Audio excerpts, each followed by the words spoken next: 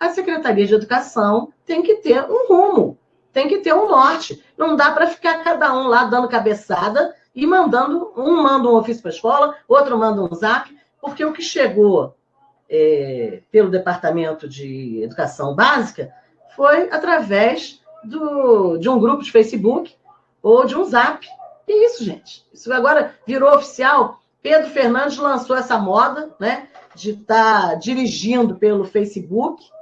Isso é uma loucura, né? A gente está tratando de coisas sérias, coisas que serão cobradas, inclusive legalmente.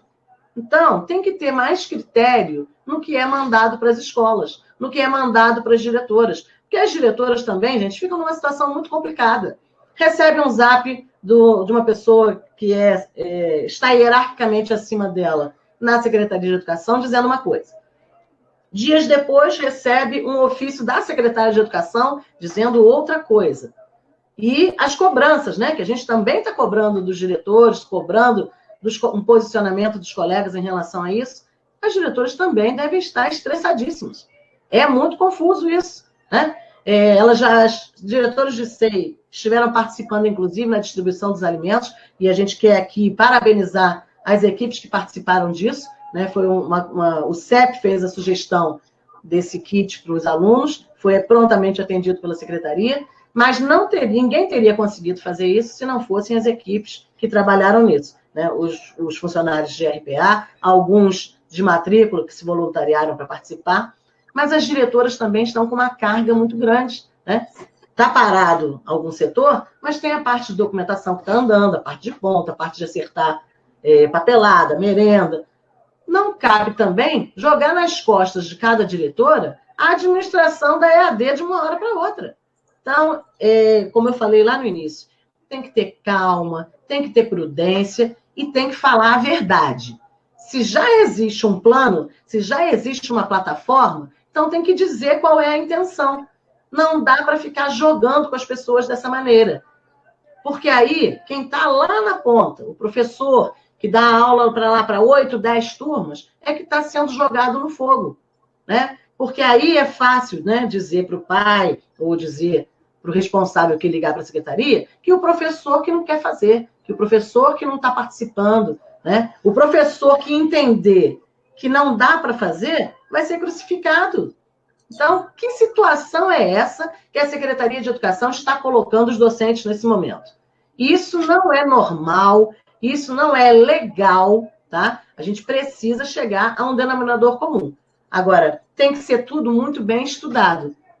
Não dá para fazer às pressas, para fazer de qualquer maneira, prejudicando principalmente os alunos e os profissionais de educação. Educação não é conteudismo, tá? Educação é um conjunto de ações. E o que eu falei que eu ia comentar depois é que a primeira frase que ela usa lá, a escola nunca mais será a mesma, a escola continuará sendo a mesma. Porque o que nós estamos passando agora é provisório. Isso vai acabar. Né? A gente não está transformando a nossa escola, não. A escola vai continuar sendo física, de contato, de relações entre seres humanos. Isso é que é escola. A gente está num momento provisório, que, se Deus quiser, vai passar logo, e aí a gente vai retornar às nossas funções, às nossas atividades. Agora, enquanto isso, tudo que for feito tem que ser muito bem pensado para estar preservando a sanidade mental dos alunos e dos profissionais da educação. Hugo?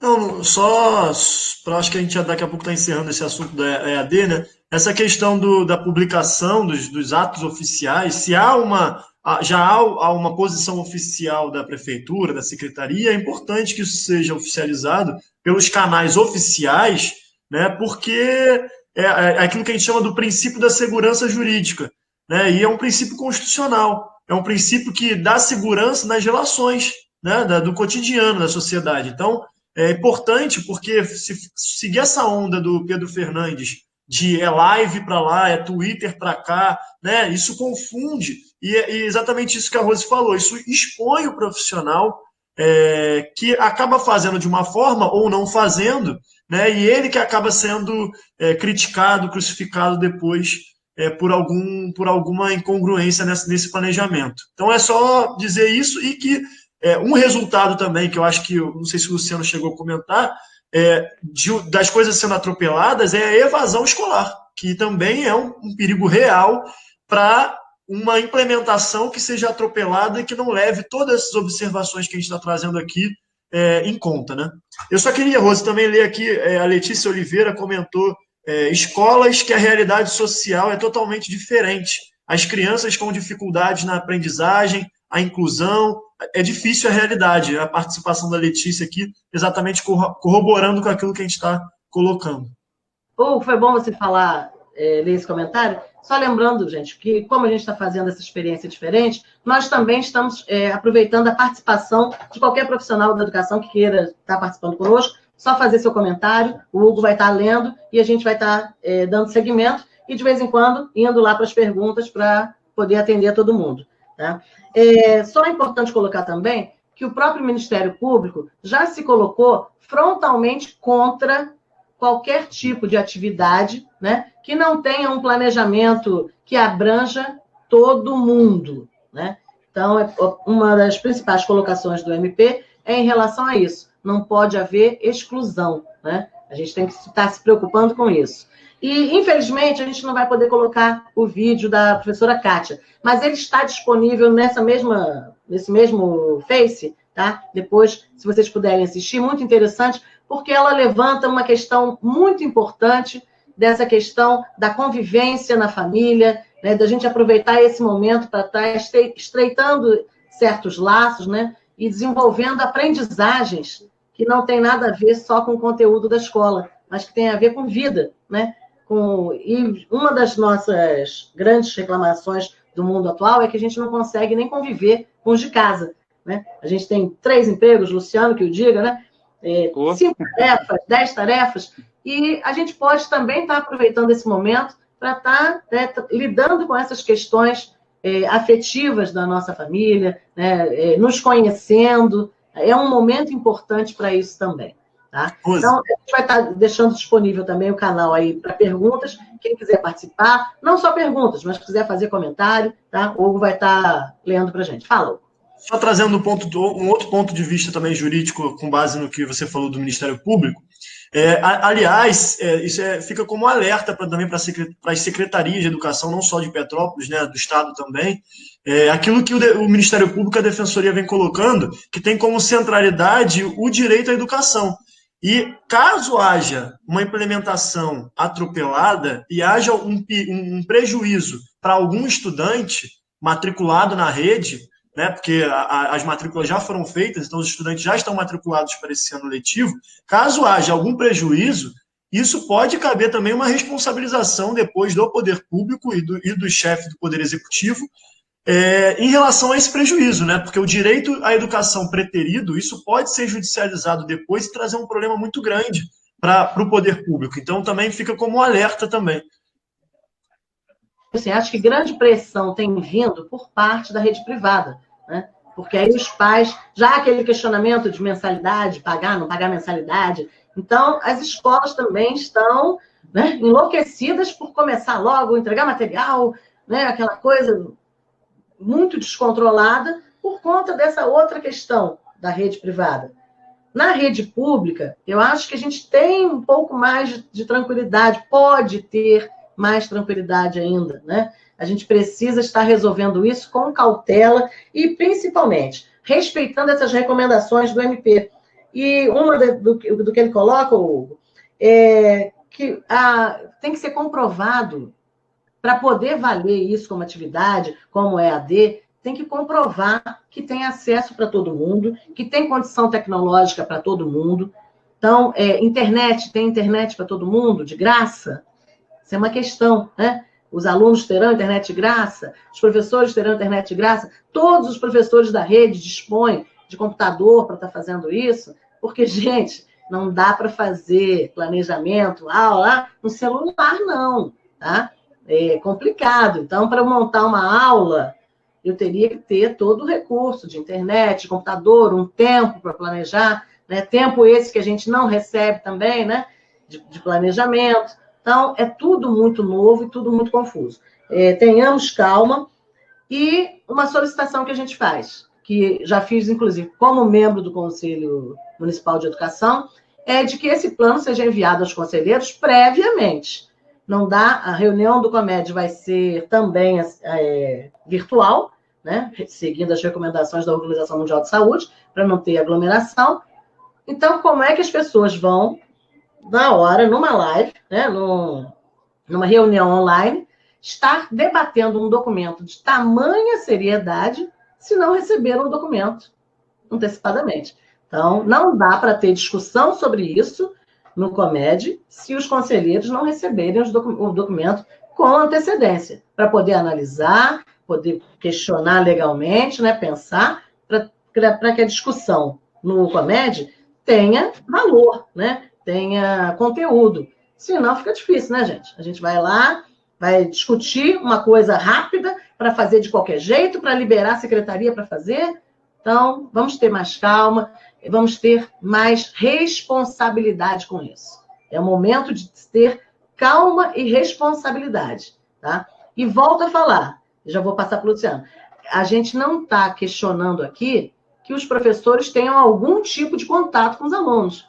Ah, puxa, eu gostaria muito de gravar uma aula, um vídeo sobre um ponto determinado da história.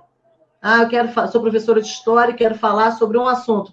Legal, você está se sentindo à vontade para fazer isso, você tem condições de fazer. Agora, é para você colocar lá na rede para quem quiser. Agora, não dá, é para a gente querer obrigar as pessoas a seguir um padrão de escola dentro de casa, sem ter a menor condição para isso. Fala, Luciano. Rose, botar só 2 pontos rapidamente, até porque a gente tem que até verificar aí o tempo que a gente está falando só de EAD, porque a gente tem outros pontos da pauta também.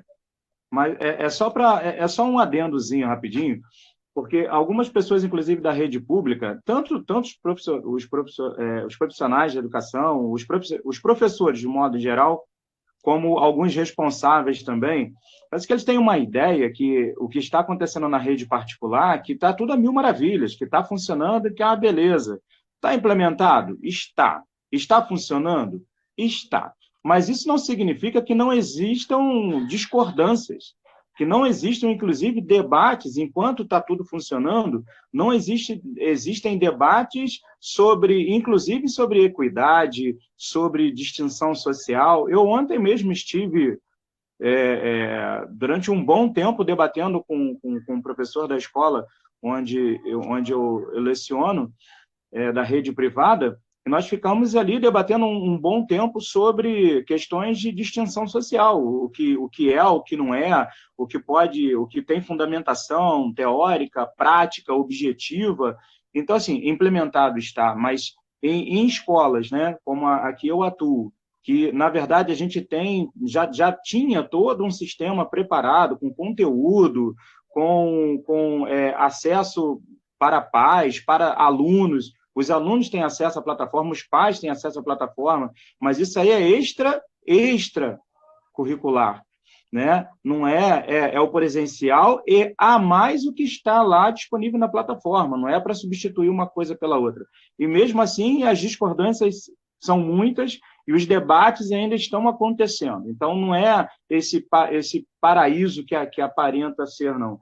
E eu tenho um pedido que de forma assim, muito particular e com muito cuidado também, que é em relação aos profissionais de educação, aos professores, em relação às direções. A gente entende, como eu falei, a gente entende a forma como as diretoras também estão sendo pressionadas, mas que isso não seja transmitido para os professores, que os professores também estão sendo pressionados. Então, um professor que ele tome por atitude, que é, inclusive, a atitude correta. Ele não pode estar sendo cobrado, ele não pode, inclusive, estar sendo constrangido por estar fazendo certo. Um professor que responde a uma mensagem de WhatsApp, né, que está lá pedindo, crie um grupo de WhatsApp. O professor, olha, eu não vou criar esse grupo de WhatsApp porque está errado, não tenho condições, não vou dar conta. Ele não pode ser constrangido por conta disso. Então, eu vou até pedir, assim, de forma muito fraternal, até para que as demais direções e todas as direções de todas as escolas e seis da rede do município essa é a forma certa de se lidar, é esperar um posicionamento oficial da Secretaria Municipal de Educação, a partir do momento que esse planejamento passe pelo COMED e que todos os debates e todas as garantias quanto acesso, equidade, até o que eu estava debatendo ontem com meu amigo, distinção social, que tudo isso seja debatido e que seja de um consenso. Aí, então, dentro de um posicionamento oficial, aí a gente pode ter isso sendo reverberado de uma maneira mais ampla e justa por toda a rede. Enquanto isso não acontecer, muito cuidado com o que a gente responde nessas redes sociais, porque a gente pode estar causando um constrangimento muito grande e que mais à frente, volto a dizer, isso pode causar realmente um prejuízo à saúde do trabalhador. Uma última coisa sobre esse assunto que eu queria levantar, gente, é sobre o ofício que a Secretaria mandou, dizendo que o que foi feito anteriormente ao plano de ação vai ser aproveitado. Isso é muito grave, porque o que foi feito anteriormente não era oficial.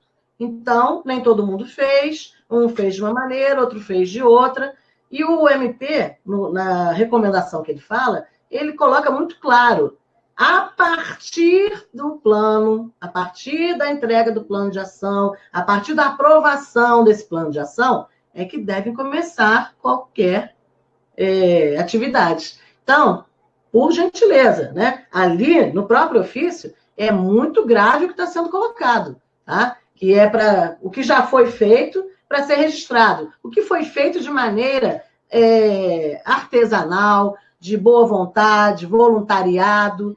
Por quê? Porque ninguém estava sendo obrigado a fazer. Então, muito cuidado em relação a isso, porque isso vai causar uma distorção muito grande entre as unidades escolares. Tá? Então, não dá para cobrar como trabalho efetivo uma coisa que foi sugestão. Então, não dá para querer agora pegar o que foi feito, cada escola fez, o que cada escola fez, escola que não fez e não está errada por não ter feito, porque não tinha nenhuma ordem para fazer nada oficial, tá? Então, não dá para querer aproveitar a coisa anterior. Olha lá, hein, gente. Aí é querer burlar toda a sistematização da coisa. Então, é muito grave quando se coloca isso no papel. Uma orientação da Secretaria de Educação para que as pessoas usem coisa anterior. Olha lá, hein, gente. Isso depois é óbvio que o MP vai querer cobrar. Né? Não dá para aproveitar isso. E aí, rede, uniformidade, tem que ter algum padrão para todas as unidades escolares. Não dá para fazer. A escola A fez 50 atividades, a escola B fez 2 atividades. E sair colocando isso como coisa já feita. Isso vai causar um descompasso no retorno. Tá? Então, a nossa preocupação agora não tem que ser de eletivo, não é de eletivo, vai ter até quando? Porque a gente não tem noção de quando isso vai terminar. Então, pode ser 30 dias, pode ser 60, pode ser um semestre inteiro. O ano, inclusive, o ano letivo, inclusive, pode ser descontinuado, né? Pode ser interrompido no final do ano e começar novamente no ano que vem. Pode ser desconsiderado, descartado. Então, muita coisa ainda vai acontecer. A gente precisa, volto a falar, ter calma, ter prudência e não começar fazendo maluquices, tá? O nosso próximo ponto de pauta, que a gente pensou para hoje, é sobre a questão dos RPAs e também a questão do próprio RET, que são situações complicadíssimas, né? E que a gente precisa também estar orientando os profissionais em relação a isso. Eu gostaria que o Hugo começasse falando sobre a questão do RPA, sobre a questão da própria legalidade. Sim, eu acho que tem alguns pontos que são importantes a gente abordar em relação aos RPAs. Inclusive, teve um comentário que a Fernanda Pães até bota: gostaria que vocês falassem sobre os professores contratados. O RPA, acho que a primeira coisa que é super necessária para a gente poder entender a diferença dos RPAs para os professores que são servidores públicos efetivos, né, da rede, é exatamente a natureza do vínculo com o poder público. Né? Parcela da categoria da rede são servidores públicos concursados e uma parte dos profissionais são contratados. E aí, por que o CEP, inclusive, sempre briga por concurso público? Porque os RPAs, que é o RPA? Né? Muita gente acaba repetindo essa sigla, mas não se atenta ao que de fato significa. RPA é a forma de pagamento, que é recibo por pagamento autônomo. Isso que significa RPA. Então, exatamente, o nome já diz, autônomo. Então, esses profissionais, eles não têm um vínculo de emprego com o vínculo de emprego, né, com estabilidade, né, regido pela CLT, com o poder público. Não, esses profissionais, eles prestam um serviço e são pagos como autônomos. Então, por que a gente briga sempre por concurso público? Porque são vínculos muito precarizados. Esses vínculos não têm direitos, esses profissionais não têm direitos trabalhistas, estabilidade, garantias que a CLT mesmo coloca, ou que toda a legislação do serviço público garante para o servidor público, né? Então, acaba que no momento, isso eu tenho participado de algumas lives sobre relações de trabalho e esse momento que a gente vive, da crise do coronavírus, e o RPA, ele se inclui naquilo que a gente tem falado, que a crise escancara um processo de precarização do trabalho. E os RPAs estão incluídos nesse processo de precarização, porque são exatamente profissionais que não têm direitos trabalhistas, não têm garantias trabalhistas, e aí, no momento de crise como esse que a gente está vivendo agora, são profissionais que ficam completamente desamparados, porque, de fato, eles não teriam direito a receber, porque eles recebem pelo efetivo serviço prestado, e no momento como esse, com a suspensão de aulas, esses profissionais não estão prestando um serviço para o poder público, então eles ficam sem receber, mas, ao mesmo tempo, eles ficam completamente desamparados porque não tem vínculo, não tem garantia, não tem direito previsto, né? Porque o vínculo deles não cumpre aquilo que está regido pela CLT. Então, é muito delicada a situação desses profissionais, e muita gente acaba cobrando, mas o CEP precisa se posicionar, né? A gente, inclusive, chegou, né, Rose, a iniciar um diálogo com o poder público, que é óbvio que não é porque os RPAs não se incluem, o CEP não tem representatividade, e de fato não tem, isso é um outro ponto importante, o CEP não pode judicializar, representar oficialmente esses profissionais da rede. Oi. Seu áudio, Hugo. Vai lá. Então, o CEP, pelo estatuto, ele representa os profissionais da rede estadual e das redes municipais, mas os profissionais concursados. Então, o CEP não tem legitimidade para cobrar nada na justiça ou fazer algum tipo de pleito assim, oficial, né, em nome desses RPAs. Então, isso é muito importante, porque é claro que a cobrança ela é natural, é entendível, mas legalmente o CEP não pode atuar em nome, né, representando esses profissionais. Por outro lado, é óbvio que a gente se preocupa muito com a realidade, que é uma realidade muito difícil, né, desses profissionais, e por isso que a gente tenta iniciar um diálogo com o poder público e tenta, de alguma forma, cobrar, sim, que seja dada alguma alternativa para esses profissionais que tanto colaboram com a rede pública de ensino, que tanto fazem pela nossa educação também, né, da rede pública, mas que num momento como esse ficam desamparados. Então, eu acho que são esses dois pontos, Rose. Primeiro, entender a diferença de vínculo do RPA para o servidor concursado, e por isso a importância do concurso público, né? E o segundo ponto é a representatividade do CEP não abrange esses profissionais, mas isso não quer dizer que a gente também não atue se preocupando, mas com as nossas limitações legais. Hugo, é importante ser colocado também, e as pessoas poderem entender com clareza isso, que nós temos limite também no que pedir. Porque, por exemplo, não tem como, legalmente, a gente pedir que seja pago o RPA sem a prestação de serviço. Isso seria fraude. Então, a gente tem que tomar cuidado também, porque isso é dinheiro público envolvido nessa questão, né? Tem que ter todo um cuidado também. E como o Hugo falou, esse problema, essa questão do afastamento agora, da reclusão, ele traz para a flor da pele problemas que a gente já vem discutindo há mais de 6 anos com a prefeitura, com esse prefeito, com o prefeito anterior, que é a precarização dessa situação. Porque essas pessoas não têm nem, e nem nunca tiveram, nenhum vínculo com a própria prefeitura. Eles prestam serviço às associações. É mais grave ainda, é mais complicado ainda. Tá? Então, assim, O que precisa ser feito? Que a gente já vem falando isso há 6 anos. Concurso público para suprir essas vagas. Essa questão tem que ser interrompida imediatamente. O concurso tem que sair imediatamente.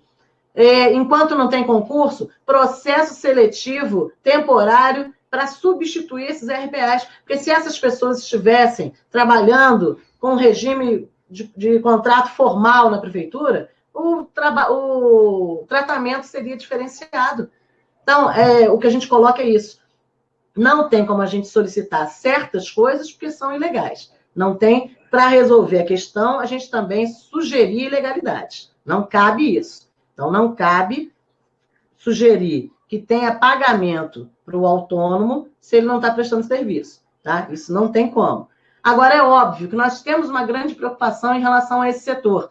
E eu queria que daqui a pouco o Hugo esclarecesse também que essas pessoas podem estar se cadastrando e devem estar se cadastrando para receber o auxílio que vai ser dado pelo governo. Lembrando a todos que esse dinheiro que está sendo colocado à disposição pelo governo é dinheiro público, dinheiro nosso.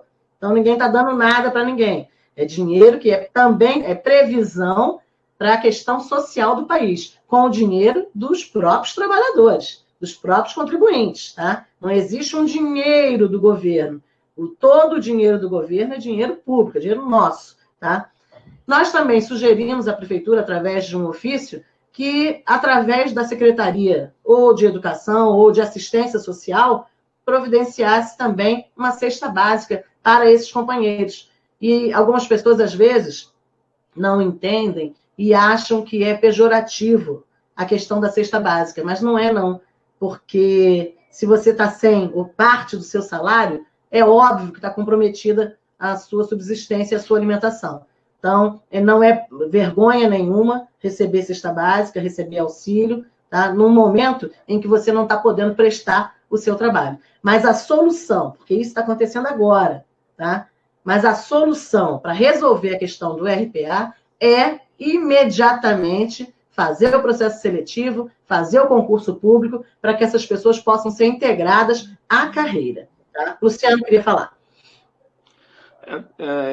Eu queria só reiterar um ponto que já foi até colocado por vocês dois, que é essa questão da cobrança, né, em relação ao CEP e o posicionamento do CEP em relação aos RPAs. O primeiro tem que deixar bem claro, só reiterando o que vocês já disseram, da ilegalidade do pedido de pagamento a um prestador de serviço autônomo. Se ele não prestou o serviço, a gente não tem embasamento legal para pedir o pagamento. Não por vias do serviço prestado, né? Poderia ser por qualquer outra via, através da CETRAC, através de uma verba assistencial, mas isso aí ficaria para os RPAs ou então para qualquer outro cidadão petropolitano, não seria especificamente para os RPAs.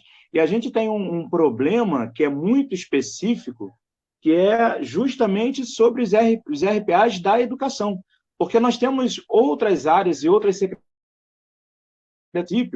que têm também RPAs e eles não estão passando por esse problema, porque eles estão trabalhando, então eles estão exercendo a função, estão fazendo justificativa, né? Estão justificando o ganho dos seus salários.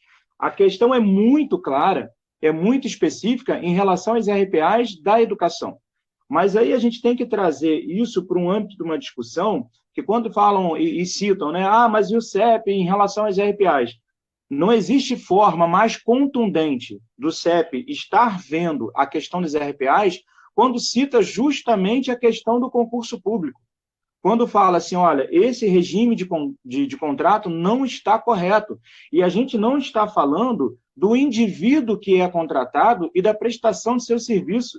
Porque a gente roda, né, enquanto diretor do CEP, nós rodamos muitas unidades escolares e a gente vem encarando essa realidade dos RPAs em praticamente todas as unidades da rede. E a gente vê pessoas, eu vejo pessoas, estou sempre passando pelas unidades, eu vejo pessoas trabalhando com muita dedicação, com muito afinco, só que é o seguinte, esses trabalhadores passou mal, não foi trabalhar, não recebe. Teve um problema de saúde na família, teve que ficar 3, 4 dias em casa para tomar conta do seu ente, de um filho, de uma filha, de um esposo, de um marido, não recebe. Isso é precarização de serviço. Então, é um salário muito mal pago, é baixo, inclusive, o valor que é pago para esses profissionais. O valor da hora-aula que é pago para um professor no regime RPA, que inclusive é o mesmo do RET, é ridículo, é um problema, né? É uma herança que nos foi dada desde a mudança do nosso PCCS desde 2017 e que, inclusive, anterior a essa direção, né? Esse colegiado, ter assumido agora a direção do CEP, que já tem aí quase, já vou passar, eu vou concluir, já quase um ano e meio, isso aí a Rose já vem trabalhando, como ela mencionou, né? Ela já vem trabalhando anteriormente a isso já aconteceu em 2017. Esse valor de hora-aula é um valor ridículo, é irrisório, e a gente vem trabalhando e vem pedindo o tempo inteiro a revisão, tanto do valor, né? O valor do RET, quanto o valor lá da hora-aula do RPA, e não existe outra forma mais contundente da gente estar trabalhando enquanto CEP, é justamente falando sobre a precarização de serviço e que essas vagas precisam ser preenchidas por servidores públicos concursados com os seus direitos trabalhistas garantidos. Pode falar, Rose. Com relação a essa questão do contrato, e depois a gente vai voltar para o RET, tá? Para a gente poder separar os dois assuntos, claro, eu queria que o Hugo fizesse uma colocação de como essas pessoas podem estar, que têm direito, né, esclarecendo essa questão do auxílio do governo federal. Então, antes só exaltar aqui a audiência, Rose. A gente tem em torno de umas 80 pessoas assistindo ao vivo com a gente, participando aqui, vários comentários. E fora as que já entraram e saíram nesse meio tempo, né? Mas tem mantido 80 pessoas com a gente aqui assistindo o programa. Um comentário aqui da Elaine, que é bem pertinente para esse assunto, que ela fala, Elaine, que é diretora do CEP também, ela fala, RPA não é contrato, né? Muitos denominam dessa forma, de forma errônea. É exatamente isso. O RPA não é um contrato, né? Um contrato regido pela legislação trabalhista, né? RPA ele acaba sendo um recibo de pagamento autônomo, que é exatamente o nome, pagando aquele profissional autônomo que presta efetivamente um serviço. Né? Um outro comentário aqui também que é pertinente para o momento agora é da Letícia Oliveira. Ela fala, mas o que vocês fariam na nossa situação? Não estamos trabalhando porque é a realidade de todos. Exatamente, o isolamento social, né, domiciliar impõe essa suspensão das aulas como medida mais efetiva nesse momento de crise e acaba que isso escancara, né, exatamente esse processo de precarização do trabalho, que é o que a gente está falando. O RPA, Rose, eu queria até complementar aquela minha primeira fala, ele significa, na verdade, uma fraude numa relação de trabalho, né? Porque isso a gente sempre quando o assunto é RPA nos programas, a gente sempre vem falando isso. Porque, na verdade, os requisitos para uma relação de emprego estão todos presentes nessa relação. Né? É habitualidade, é pessoalidade, é onerosidade, é subordinação. Todos os requisitos de uma relação de emprego estão presentes nessa relação. Há, na verdade, uma fraude na relação de trabalho, a partir da contratação por meio de RPA, porque é mais barato, porque não tem encargos trabalhistas. Mas, se tratando de concurso público, a gente sempre vem cobrando o concurso público como uma saída, que é a solução, que na verdade é constitucionalmente o caminho mais adequado para se resolver esse problema. Hugo, só ressaltando que, inclusive, tem determinação legal na nossa cidade para encerramento desse tipo de atividade, e o prazo é julho, né? Então, isso já está previsto legalmente. Tem que acabar. Sim, perfeito. E aí, dando continuidade, então, a renda básica emergencial, né? O governo federal lançou essa semana agora o aplicativo, né, da renda básica emergencial. Qualquer trabalhador informal, autônomo, ou que tenha MEI, né, aquele microempreendedor individual, desempregado, pode requerer essa renda básica emergencial. Quem tiver já no cadastro único, o que é o cadastro único? É um cadastro dos programas sociais do governo federal. Então, quem recebe Bolsa Família, quem recebe está dentro de algum outro programa social, Minha Casa Minha Vida, essas pessoas já estão no cadastro único. E esse cadastro único ele já vai ser utilizado para essa renda básica emergencial. Por quê? Porque o governo, para quem está no cadastro único, o governo já tem os dados necessários para fazer a análise se essa pessoa faz jus ao benefício ou não. Agora, todos os outros informais, autônomos, que não estão nesse cadastro único, eles precisam baixar aquele aplicativo da Caixa Econômica, tem no celular, no smartphone, é só baixar, o nome do aplicativo é Caixa Auxílio Emergencial, alguma coisa do tipo, mas se botar no Google também consegue achar muito fácil o site. Essas pessoas precisam baixar esse aplicativo ou fazer o cadastro pelo site da Caixa Econômica. E aí vai pedir uma série de dados, né, pessoas que moram juntos na mesma residência, quanto a pessoa recebia antes desse momento de quarentena, enfim, uma série de dados pessoais também, CPF, e a pessoa depois vai se submeter a uma análise do governo, né, e tendo o deferimento do benefício, passa a ter direito ao recebimento desse benefício, que é de R$ 600, 3 parcelas. Não são 3 parcelas de 200, não. É 600, 600 e 600. São 3 meses de R$ 600, que é a renda básica emergencial que o governo federal está garantindo nesse momento agora. Mas, para além disso, eu acho que é importante complementar com o que o Luciano falou. A gente não pode exigir que haja um pagamento dos RPAs, porque não há um efetivo serviço prestado por esses profissionais. Só que é possível também que o governo municipal faça um programa de renda básica também. Aqui no município, eu sou do Rio de Janeiro, né, daqui do município, aqui da capital, os vereadores estão brigando na Câmara dos Vereadores para que o município do Rio estabeleça uma renda básica emergencial também e que seja de forma complementar à renda básica do governo federal. Então, é possível também que o governo municipal pense em políticas isso já partindo da assistência social, para garantir uma complementação dessa renda básica emergencial. Pois não, Rosa? É importante também, a gente vai estar apresentando essa sugestão na reunião do COMED na terça-feira, na próxima terça-feira. Então, a gente vai estar formalizando essa sugestão também ao governo municipal da criação de uma renda básica que inclua esses trabalhadores da educação que tiveram que haver o corte do pagamento. Perfeito. E só lembrando que os profissionais contratados em RPA e não contratados, né, receberam essa semana. Se alguém não recebeu, deve procurar a direção da escola, tá, para estar vendo isso, porque o pagamento foi feito agora nessa semana. Só um último esclarecimento aqui, a Larissa perguntou, então o auxílio com cestas básicas para os RPAs acontecerá de fato? Ainda não está confirmado, né, Rose? Ainda não está confirmado, é uma cobrança que nós estamos fazendo, e aí, nessa mesma questão, estaremos recolocando esse assunto no COMED também na terça-feira. Esperamos que a secretária de Educação esteja presente nessa reunião do COMED, né, porque geralmente são outras pessoas da secretaria que vão à reunião, mas acho que é importante, e aqui acho que cabe a gente fazer essa solicitação que a secretária de Educação, pessoalmente, esteja na reunião do COMED, o Departamento Jurídico da Educação também esteja presente nessa reunião, para que a gente possa estar realmente debatendo essas questões, essas sugestões, né, para que a gente possa dar efetividade à reunião. Fala.